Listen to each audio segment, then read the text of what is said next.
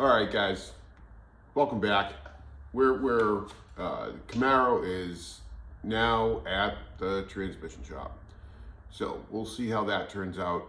Everything else is kind of buttoned up. The car's popping a lot in the exhaust, so I think there were a couple missteps on my part in terms of when I was buttoning up everything.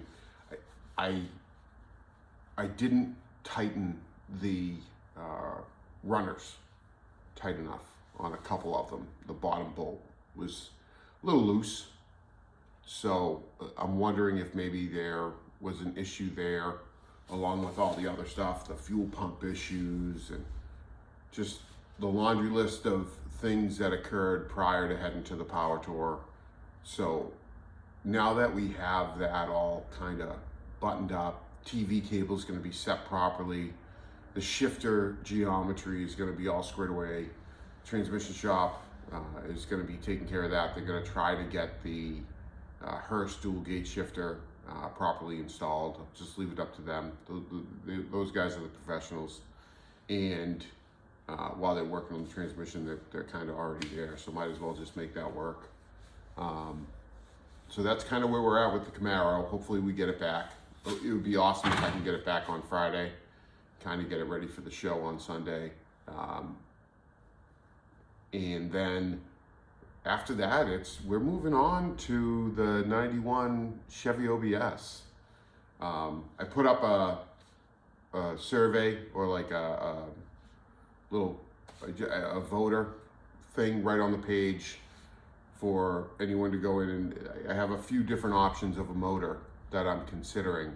Love to hear people's feedback.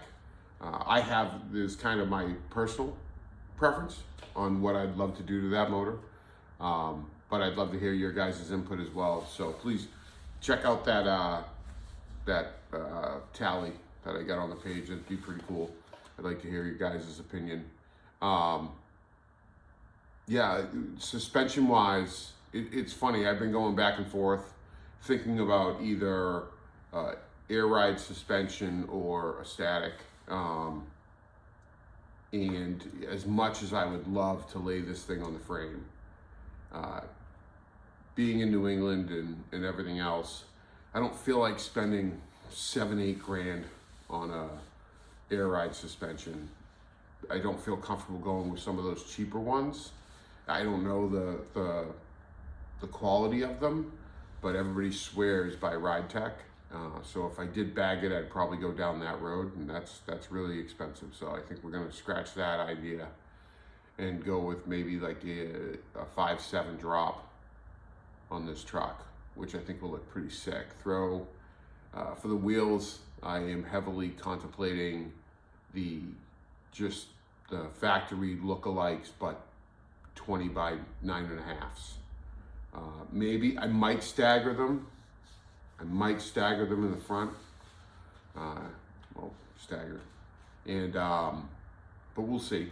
We'll see where that goes. Interior wise, we're gonna do the whole interior as well. I'm gonna go get myself a MIG welder and try to figure out how to weld. So that will be interesting. That might be fun. Because the cab corners on that truck are completely rotted. The rockers are shot. The frame is good. The frame, at least every part that I could see, I had it up on a lift before looking at it, and everything looks great. Surprisingly, the thing had an aluminum drive shaft. I don't know if that is like a factory thing. I still am learning more and more about these OBSs. But when we lifted it up, I was very surprised to see an aluminum drive shaft. So, yeah, for those that are kind of new to this, I ended up going to the 2026 Hot Rod Power Tour. My plans were to bring my 1991 Camaro Z28 convertible that I built for the Hot Rod Power Tour. It was small block 305, put heads, cam intake, all that good jazz in there. But anywho, since the Camaro didn't make it, I rode passenger in my cousin's car out there in his 87 Monty, and it was killing me not having the car. And also on top of that, it's like, you go to the power tour, you want to, especially the first time ever, you want to be driving it. So I did the most logical thing I could think of, which was Facebook Marketplace, bought some piece of crap OBS. It's a POS OBS.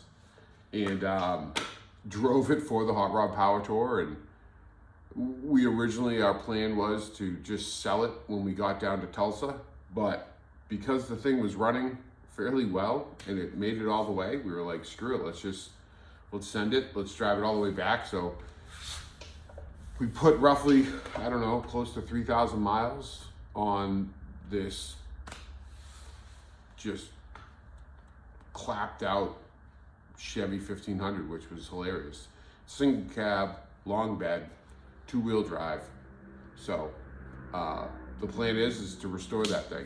We're gonna rip the cab off, rip the bed off, redo pretty much everything. It's kind of gonna be like I don't know if I really want to call it like a frame off restoration, but I'm going down to the frame and kind of cleaning it all up. So maybe that's what it's gonna be. I don't know, but we'll be documenting it the whole way through and taking it from there. So until next time, guys, be safe.